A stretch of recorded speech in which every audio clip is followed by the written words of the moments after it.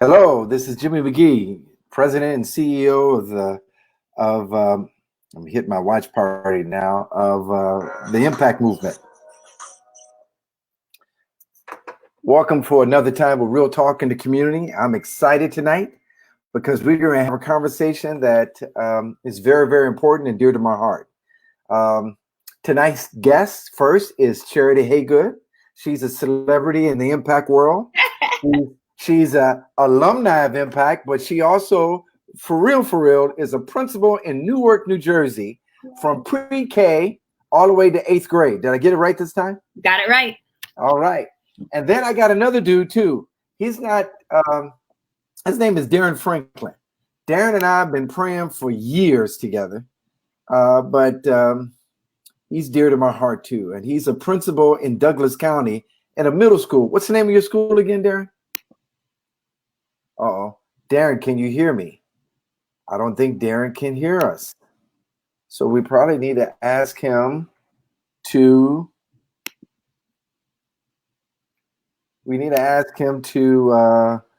come back in again.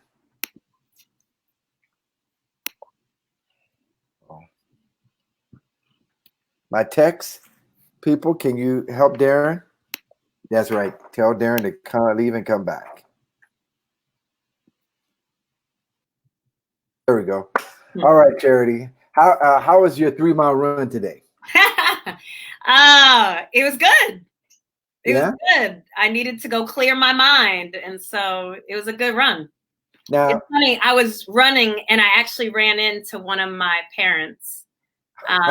She's living in one of the shelters nearby here, and so she was out walking, and so she was like, "Miss Haygood," so it helped me run faster. I said, "I Excellent. love you." Darron Franklin, can you hear me right now? Darron Franklin, can you hear me right now? Oh, man.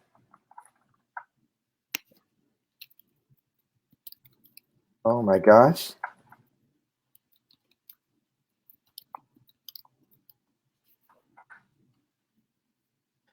Can't hear us. Oh, wow. He looks good, everybody. I want you to know that. Okay, start the convo with Charity. Okay, Charity. So I want to give you a little bit of an introduction. In terms of education, I've been a parent for 3 kids, and 2 sons have graduated college. My youngest one is ending his first year at Morehouse. We're a middle-class family. My wife went to the University of Kansas. I won't bring that up too more. And then I went to, undergrad and graduate school. We've never moved since we've been in Atlanta, and we've gone to 10 different schools. Wow. We've struggled to educate our children. We went from private, we went to Pan-African, we went to charter, we even founded a charter school, and each of my kids went to 3 different schools. And my kids are intelligent. The oldest kid graduated as a salutatorian. And this youngest one, he got a 3.4 while sitting on his hands while he was going through high school. Everybody in my family, with the exception of myself, is a part of the National Honor Society. And so helping kids get an education is not just something that I felt was just for Black middle-class families, but also for the families around us. So all of my kids' careers, we would help single-parent homes go to school. We'll pick them up in rides. So this is a very, very important element. And my mother retired as a history school teacher. Tell us a little bit about yourself. Tell me, after you graduated from the University of Colorado, what was the energy you felt going into education? Yeah. That's hilarious. Well, you know what? I've been thinking the growner I get, the more wisdom highlights that come into my hair. I realize that my mother is probably one of the smartest people I know, and that she had more of an influence on me than I even realized. I always thought like I chose to become a teacher, but I was realizing, so my mom, she did daycare, illegal daycare, I guess, in our house. We'd have like up to 10 kids sometimes, and it wasn't like sanctioned by the state or whatever. but we had a 2-bedroom house, and these folks like trusted my mom with their children. And these are like professionals who could have chosen to go anywhere else, but they chose my mom because she was amazing. Hey, Darron, can you hear us? Yes. Yeah. All right. Okay, praise God. So my mom did amazing things with the kids that were in, that she babysat. She taught them puzzles. She taught them how to read. She would do all these amazing things. And I realized I saw that. And then I also realized that we didn't have a whole lot of money at all. But my mom, every Christmas, prioritized giving our teachers presents.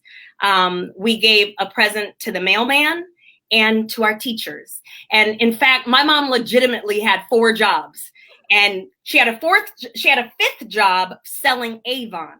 And I realized she never made like a lot of money on that, but every Christmas, all of our teachers would get Avon packets. And so that's like kind of how she would get them gifts. And so I knew teachers were like really, really important. And my mom never, went to college. She actually didn't finish high school, but she was the smartest woman I know. She read every single day, and she valued education.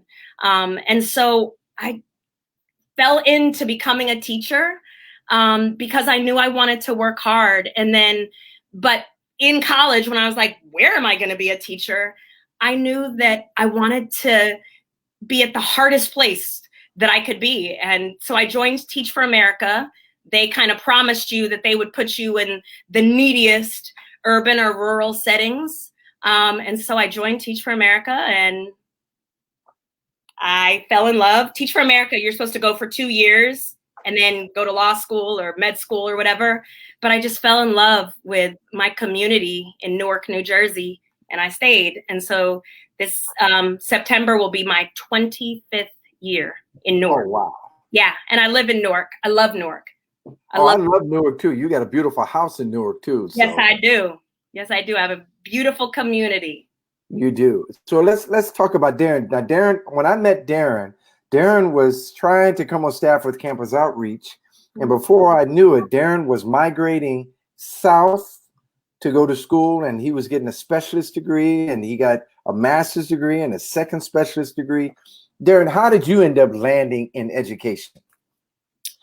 As you said, I thought I was going into full-time Christian ministry, but it was a delay.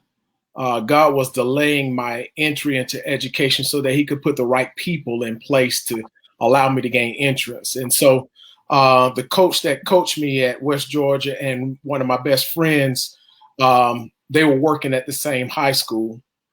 And so when it showed that I wasn't going to raise my support, and so obviously I wasn't going into full-time Christian ministry, I'm like, God, what is it that you want me to do now?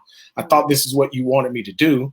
But show me what you want me to do. And I started, I was selling computer software, and this was right when the Gulf War was started. So sort of like a time right now, no one was buying anything. And so I was just praying one day, God, I'll take anything. Give me a job. I'll take anything. And so the phone rang, and it was a high school buddy of mine who was calling me about his brother to go play football at the school where I had gone to college. And he said, hey, man, didn't you tell me you needed a job last week? I was like, yeah. He said, well, they're hiring. I said, I'll take it. He said, you don't understand. He said they're only paying minimum wage, which was $3.25 at the time. And he said, you don't understand. It only give you 20 hours a week. And I said, it doesn't matter. He said, why? I said, I was just praying and asking God, I'll take anything. And so while at that golf driving range, there used to be some little kids that would come down from an apartment complex that was around the corner. Mm. And one day I made a statement to my friend. I said, man, these guys come down here every day and pick up golf balls for a Coke. And God said, that's not why they come there. And I said, well, why do they come then, God? And he said, because you guys give them meaning, value, and purpose. And at that time, I didn't really like kids. I didn't want any kids. And the girl that I was dating, which eventually became my wife, even talked about us breaking up because I didn't wanting the kids. But in that moment, God turned my heart toward kids. And I just felt for them. I saw myself in them.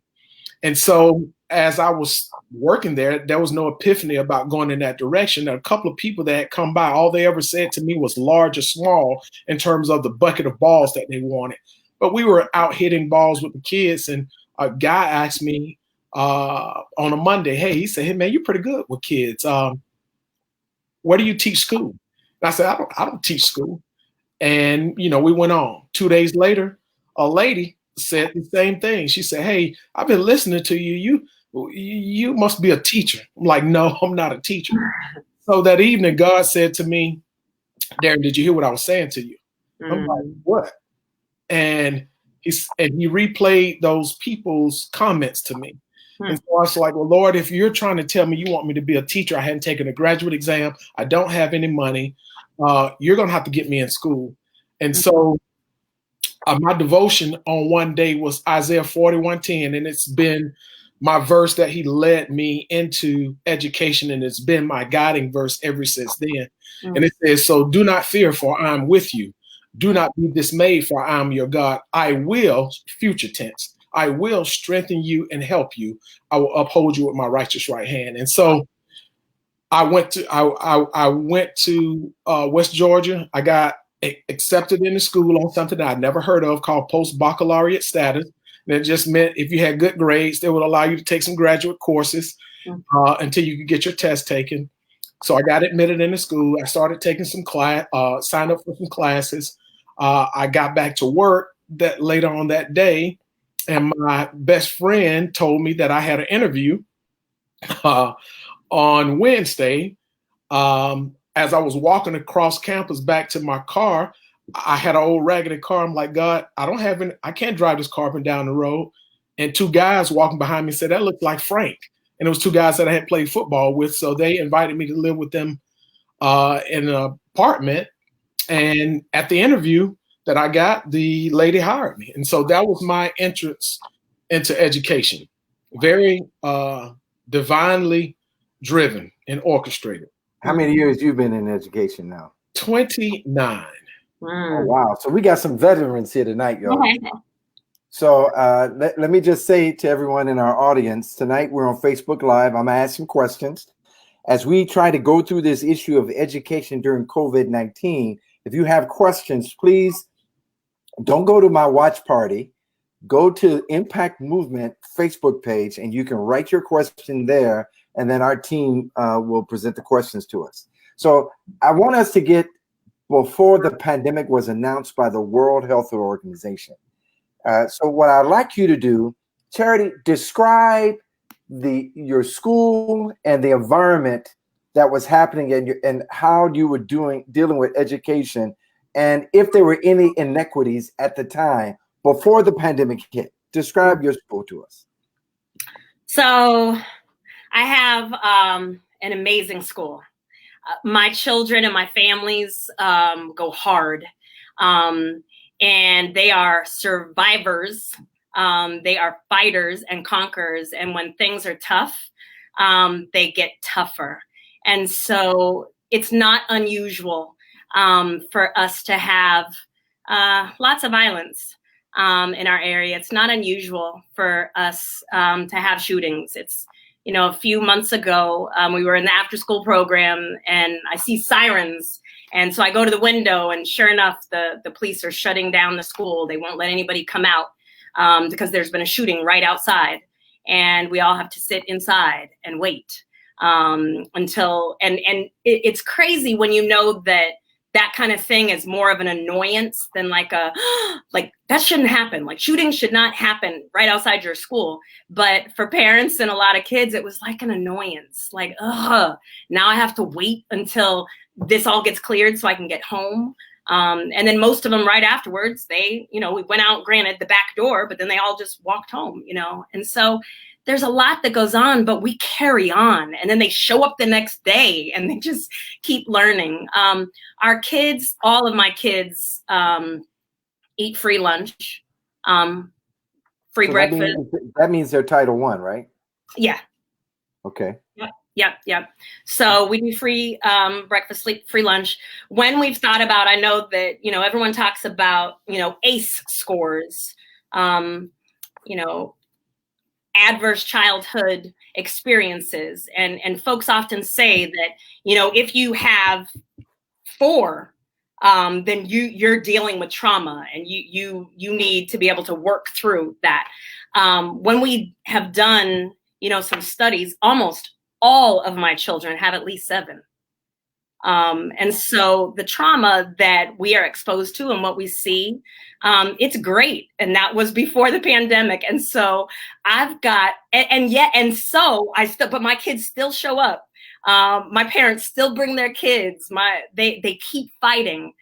They keep going. And so we have an amazing school. I have teachers that go crazy hard because it's hard. It's a lot, but that's the school that I'm at. We're at Avon. Our motto is achieving victorious outcomes now, in spite of everything else that's going on. I love it. Now, how many students do you have in your school? We have 563 now. Okay. Wow. All right.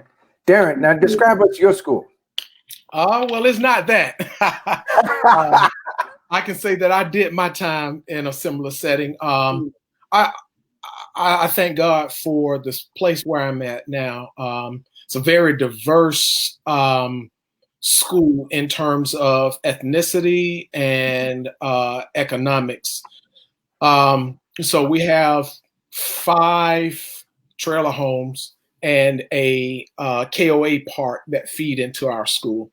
And then we have some kids that live in $300,000, $400,000 homes that feed into the school. And then in terms of the ethnicities, we are about 43% African American, about 38, 39% Hispanic, about 14% white, 2.5% multiracial, and about 1.3% Asian. And so there are enough students in the building that gives us a glimpse of what the world really looks like and what America is really becoming. In terms of, we've heard that terminology of melting pot. Well, they really see it at our school, and so. But some similarities with charity. We're about 81% free and reduced lunch at my school. Our official number this year was 821 students. So roughly 50 of my kids are free and reduced lunch. And the vast majority of the attendance zone where the students come from is very, very wide. So the vast majority of my students ride the bus to school. They don't walk because it's too far for them to walk, and dangerous even if it's close enough because they have to cross busy thoroughfares. Our students have a sense of community in terms of accepting and valuing each other. And I don't mean to say that there's not teasing and talking about one another, but we don't have racial issues at our school. The students accept and value one another, and that's the beauty of the school, that you see that same family mentality among the staff members as well.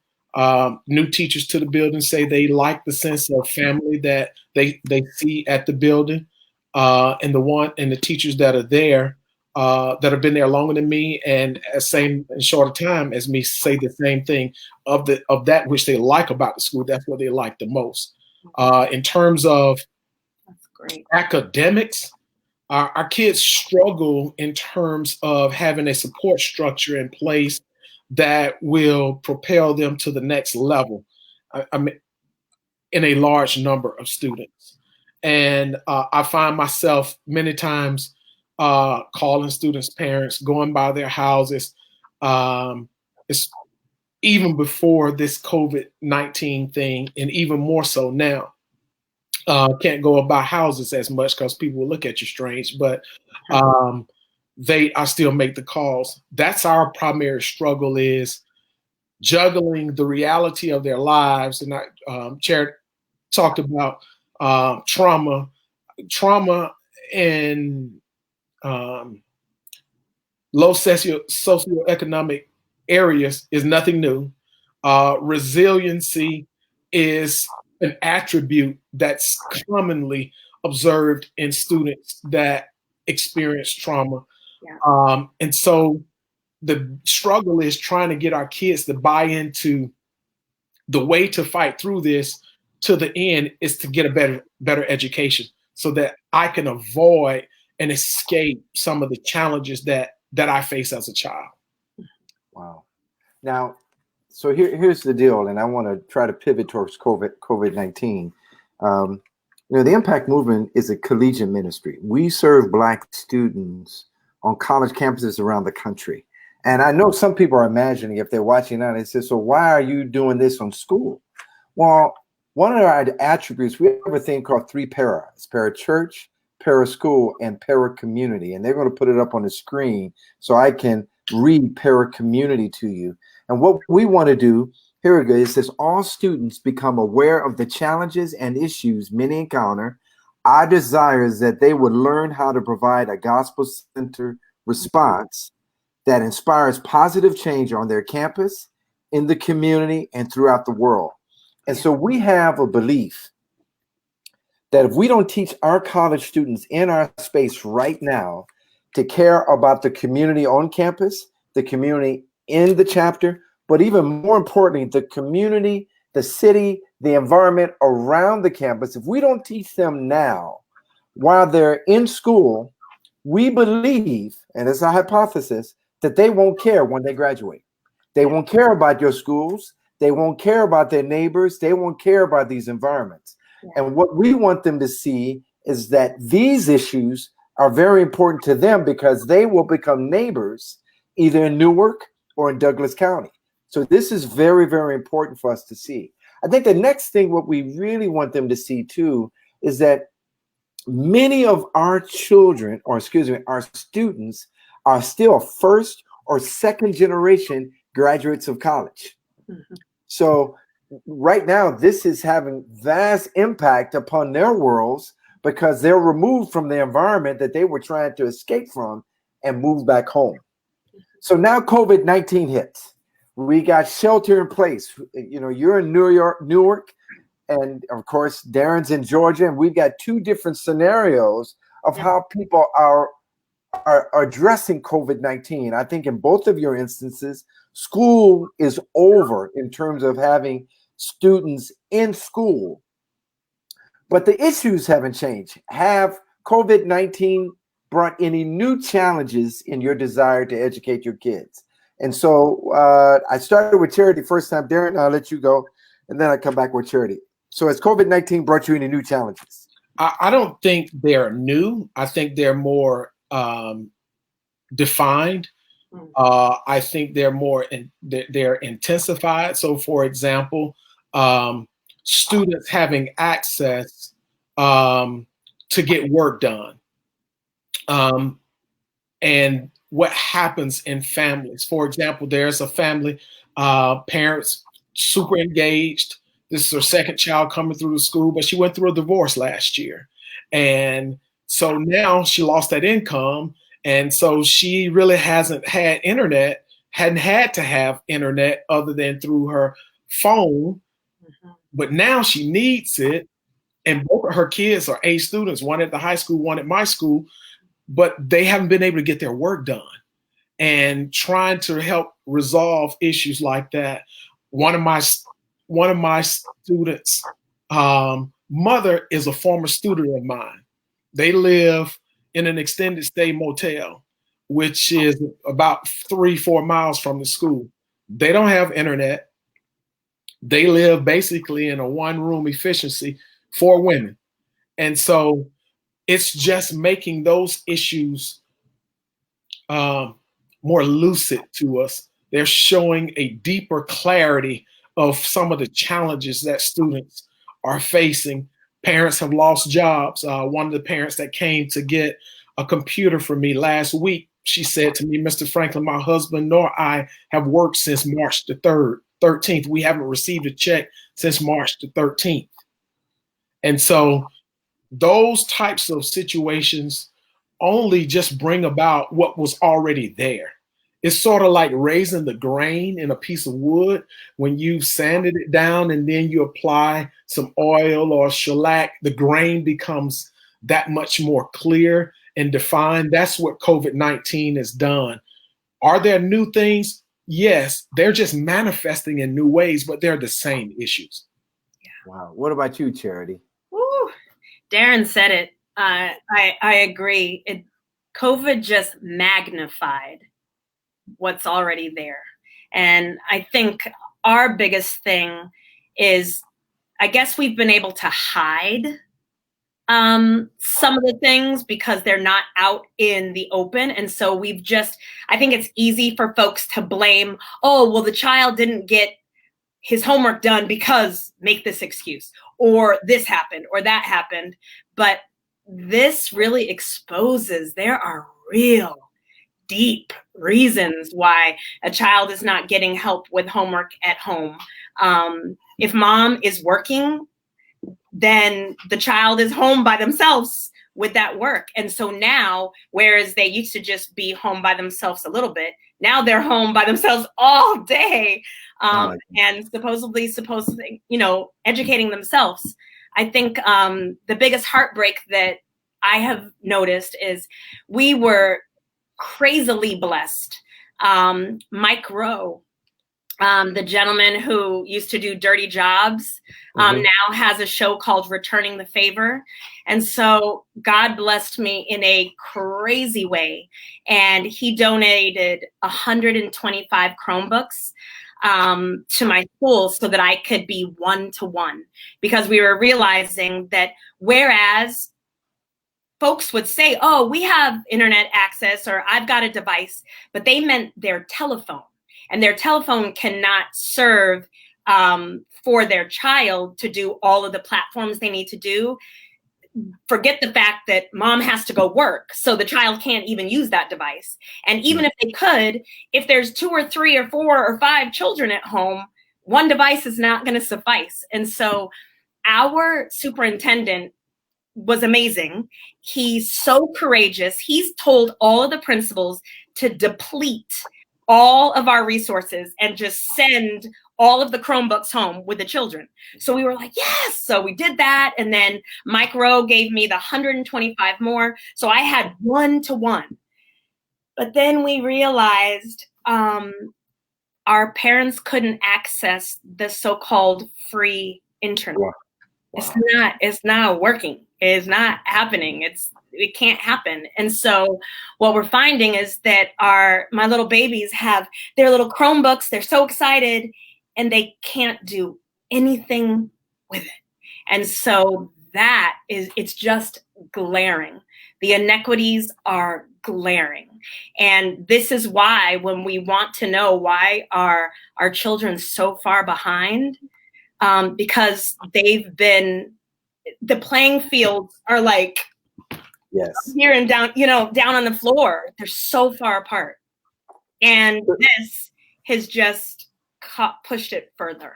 And it's just exacerbated the conversation. Absolutely. Right. So, one thing I want to help our audience to understand, in 1954, let's get this straight. I wasn't born in 1954. Okay?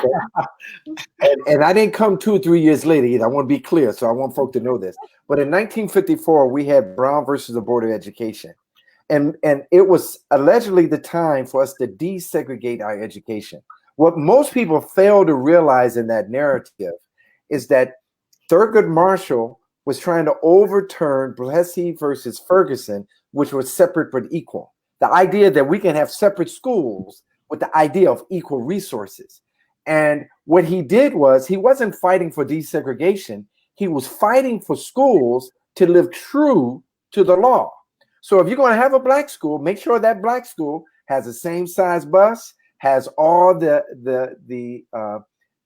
things that the white schools have. And then when they discovered they weren't going to pay the money, they said, well, let's integrate them. And so what we see, though, even 60 plus years later, almost 70 years later, the inequities continue to persist. Yeah. But this is not new. I want to read one book And then I'm going to tell our audience, get your questions ready, please. But there's this one passage I want to read to you. It's called Their Highest Potential by Vanessa Seidel Walker. And it's talking about an African-American school and community in the segregated South. And I think this is so profound, what I think of you guys in this process. It says, veteran teacher Reverend Wiley recalls that students felt free to come to you. They would talk about more than just class. They would talk about personal problems. Sound like you guys. Elementary teacher Belle Tillman agrees. Those kids would just come and get right down on the floor and tell you their problems. We were interested in not only teaching their arithmetic or spelling or what have you, we were interested in the whole child. On why students went to teachers in this way, one student recalls they were open, not above the students. You could relate to them all. And this one book is talking about the Caswell County Training School. And the author, her mom was a teacher there, and she was there, I think, for first and second grade. She later wrote a couple other books called The Lost Education of Her Estate, and talking about that in these inequities, these teachers were trying to deal with the whole child. And you guys were saying the same thing. Y'all feeding kids 2 meals a day. You are dealing with the trauma of the environment that they live in, and then you're educating them. And so that's you. So do we have some questions that have come up? Because I got another one to ask if we don't. No? All right. So let me ask you this other question now. So they're saying now in some of the reports that everybody across the board in public school is falling behind. So when you hear that everybody's falling behind in public school, what does that mean for you in your environments? Go ahead, Charity. You start first, and Darron. Well, I mean, we know that when America gets a cold, Black folks get the flu. That's exactly right. Or COVID-19. And I think, you know, my husband has been saying it so well, like these cracks, you know, these might cause cracks in the rest of the society, but these are causing earthquakes in our communities. And so it's devastating. And yet the truth is, with Black folks, we just always we feel it and then we're just going to go harder. I mean, the truth is we're just going to go harder. And so our families, our teachers, this week is Teacher Appreciation Week. Oh my gosh. What a week. And I have the most amazing teachers. They are going so hard.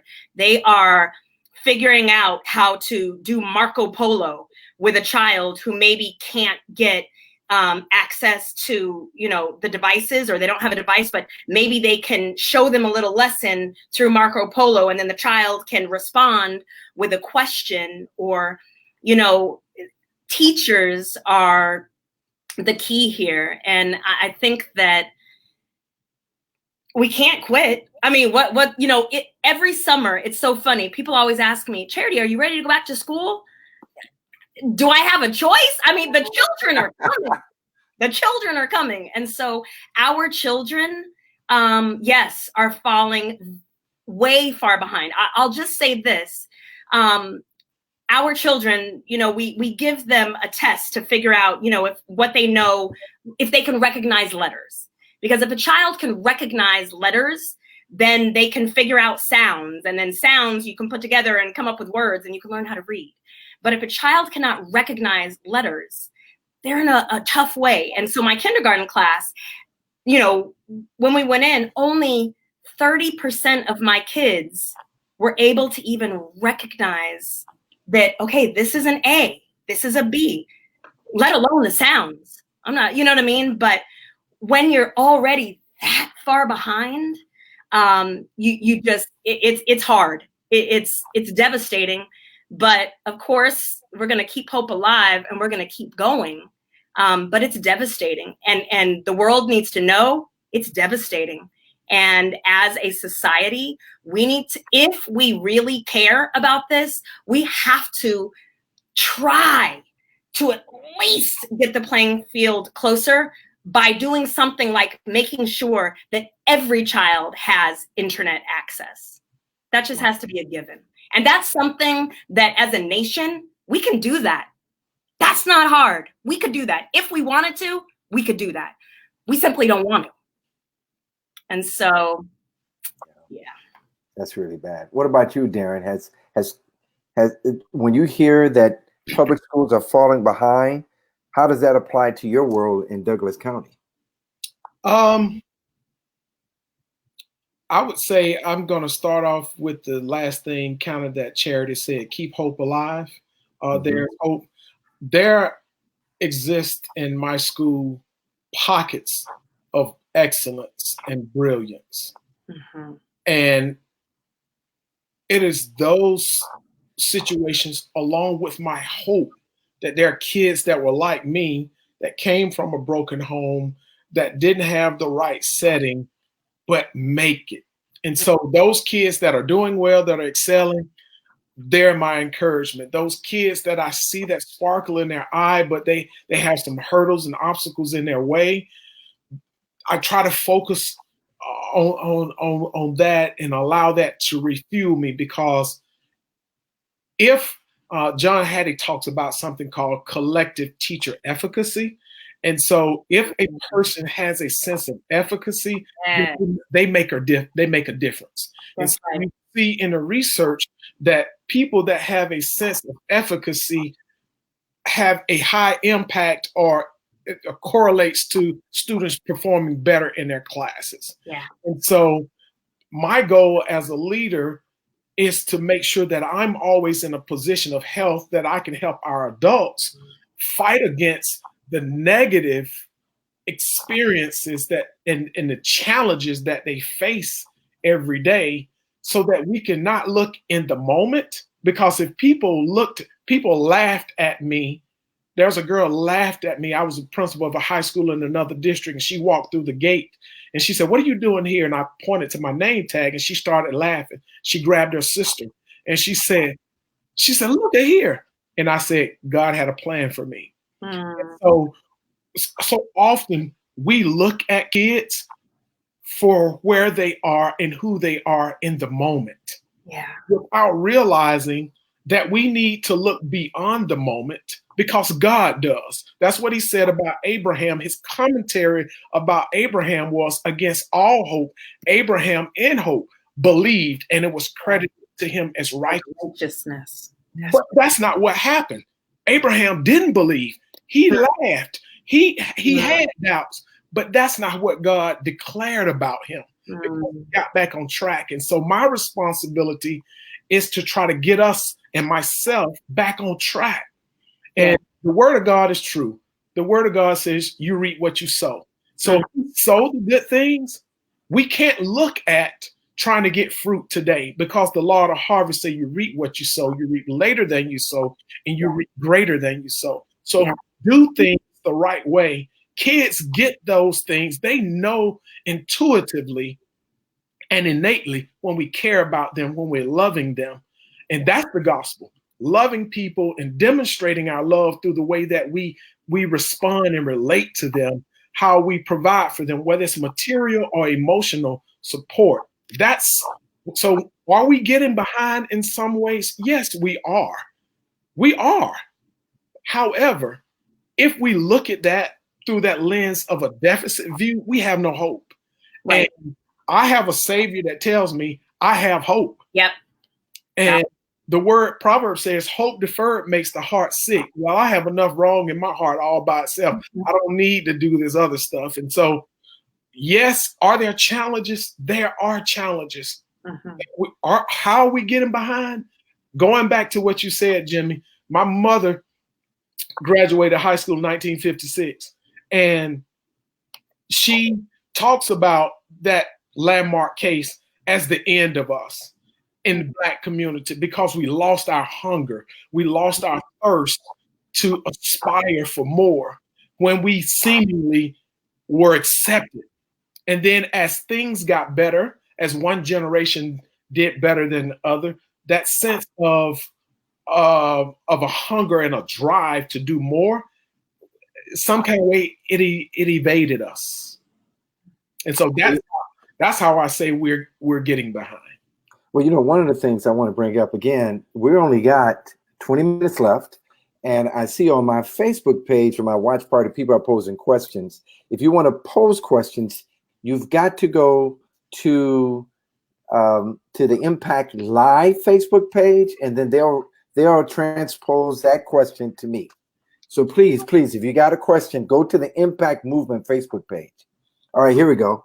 Here's a question from Jeannie McGee. It said, what can parents, communities, churches, Greek organizations do to support children and education? Go ahead, Charity. Y'all doing a good job going back and forth. I think it's about every single there's a school closest to you. And so you need to go to the school closest to you. I promise you, if it's in an urban or rural spot, they do not have internet access, the majority of them.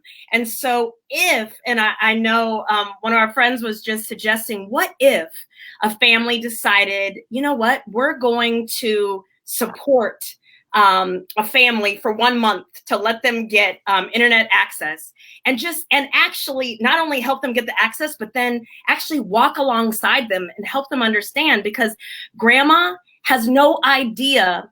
That's not fair. There are some grandmothers who know exactly what a router is, but I got a router and I don't know what a router is really, you know what I mean? But so it's walking alongside someone and let's do this together, and then let them succeed with it. Let them be excited, and then plan up and figure out what plan can we put in place so that they can keep having that access. But I think it's finding in your little corner, wherever you are, whatever city you're in, find a school nearby. I think the other thing, would you pray for the wisdom and discernment of principals and school systems? I believe that we need that desperately right now so that we can make good decisions. Excellent. How would you answer that question, Darron? Everything that she said, plus I would get involved in the life of the school. You can become a part of the PTSA as a community member. You can become a part of the governance board as a community member. You can serve. I know out in Douglas County, they have a program called Match, where you can serve as mentors, where you get a background check. You can come in and you can spend individual time with students. Yeah. It's just life on life. Wherever you can give a part of your life to a school, give it to the school. If it's something as simple as buying a pizza for a class that did well. Yeah. Something as simple as that. You take $30, Little Caesars pizza, you can buy 6 pizzas and reward a class that may have done well. Or create a competition among classes. There's every little thing that a person can do will help. But simply telling the child, even if you just come and volunteer in the morning and say, good morning, I hope you have a great day. Good morning, I hope you have a great day. They'll look at you strangely until you are consistent there. And then they will depend on you and accept you, because they are looking for people to love them and encourage them. Yeah, consistently. Adults and kids. Shut up. Well, now, you're right. So I want to bring up 2 important things that should be said. One of the things that happened in the 1954 decision, it was an idea for resources, but majority of the principals had certifications and graduate degrees teaching. And then over the next 6 years, 69% of all of the Black administrators were removed from their jobs. And these were the gatekeepers for the type of motivation and education that you two are describing right now. Yeah. That's why as principal and leaders, because you guys got 2 different layers. You're not only looking at the kids, but you're also trying to direct the teachers to be all that they can be on behalf of those students. And you still touch these kids. So we need to look at this. And then Charity, I never forget. This is one thing that I went to see Darron almost at every school he's been planning. I go to visit him. On this one occasion, he told me there was this one man who volunteered over 300 plus hours. Darron, was it 300 plus hours? Yes. And guess what? That guy didn't have any kids at the school. Yeah. He was a member of the local church. Yeah. And he went over there and volunteered 300 hours. Yeah. Because he cared about kids. So you think about what the question was. If we can get churches to think outside of the box and get 10 of them to volunteer, they got to get their background checks though. Yeah. Right? But after they get their background checks, to go and give, what would you do with somebody who gave you 300 hours a year? Listen, and I do really have some amazing volunteers that really come in and they do things like just sit and read with a child. Ask them, let me see your planner. What homework do you have? That would be amazing. Amazing. So even our audience right now, if we could think through this, because some of us, have kids that are gone, your kids need us, don't they? Don't y'all think they need us? Desperately. Okay. So any other questions? Because I got another one. I'm going to ask him in a minute. Any more questions? Gracie. So let me bring up a scripture to us. It's Jeremiah 29:7. And I love this passage because what this does, it says this. It says, but seek the welfare of the city where I have sent you into exile. And pray to the Lord on its behalf. For in its welfare, you will find your welfare. And the thing why this is such an important part of para community for us as Impact is that unfortunately we have a theology today in our Christian world that is always about us. But we never realize that God blesses us with the idea for us to be a conduit to bless others. Or as we bless others, we are blessed. It's the idea that if this school is suffering and my kids are not suffering, then what this scripture is saying that my kids are suffering because other people's kids are suffering.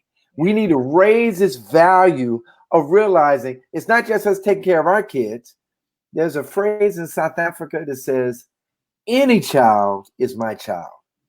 And that's what we need to raise up again in our community. That's what Horace Tate in the Lost Education of Horace Tate, that's what he did when he was a part of the Georgia Teachers and Education Association, galvanizing principals and teachers to care about everybody's kids, not just their own kids. So I'm gonna give you one last question or two. We got 8:48. Now we almost got the end of the year, and June for you, Charity, and I think this month for you, Darron. Correct. If you think about ending well, if you could tell our audience anything, what's the one thing you really feel like they need to know that you in need of or you desire to end this semester well or end this school year well? That our kids have a sense of hope, that people care for them. And so I think about not only the students that I serve, but my daughter who's a senior, and she's gone through these years of school, and that capstone activity that she was looking forward to is not going to be there possibly. And so kids need, I think about the kids at my school, I need to find a way to celebrate them and say to them, thank you for what you've given. And so I think about the woman with the flour or with the corn. We need to celebrate what somebody has given, not the lack thereof. And so if we can celebrate what they have given and focus on that rather than what hasn't happened, that will help us to end well. What about you, Charity? Darron, I think you said it well. I think that it is. I know that the idea this week is that we were supposed to take my little school mascot and go do some long distance cheering. Yeah, we'll ring the doorbell and then run down and just cheer with the mascot. All the students that received honor roll last week, and to encourage them to keep going. I need my kids to know that no matter what happens in life, like this has been hard, there's harder things that are to come.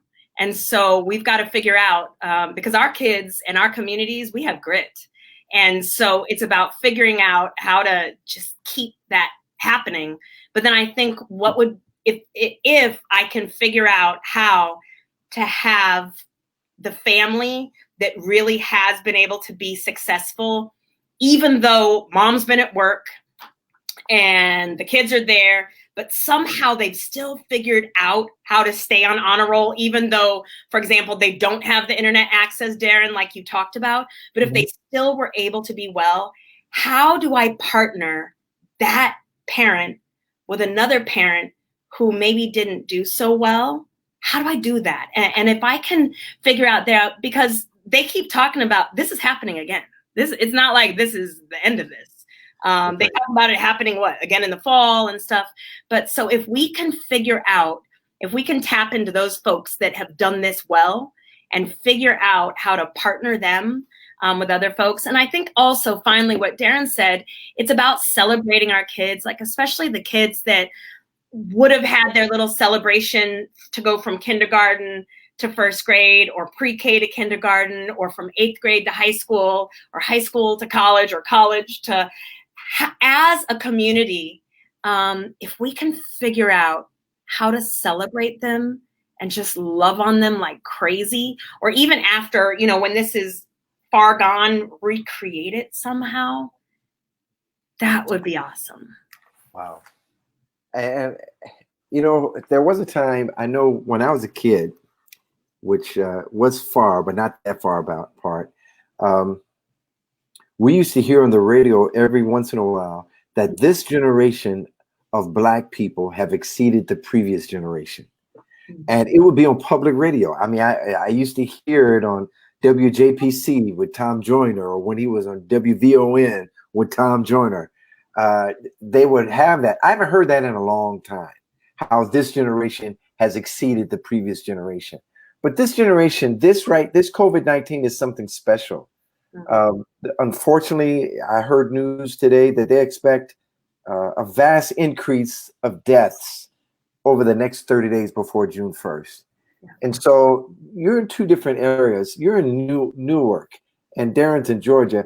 How are your children experiencing death from COVID-19, and how vast has that experience been for you? Oh, our families are absolutely huge. Everybody knows somebody. Everybody has a grandma or an aunt or an uncle or a sister or a brother or a church member. Everybody knows somebody. Here in Newark, everybody knows somebody who has been infected and died. Guaranteed. And it's devastating. I do believe, though, even as, like Darron was saying, I believe that what the enemy intends for evil, God will turn for our good. I believe that, but it's devastating. It's absolutely devastating. The deaths and the fact that, there are so many deaths, like the funeral parlors can't keep up with them. It's crazy.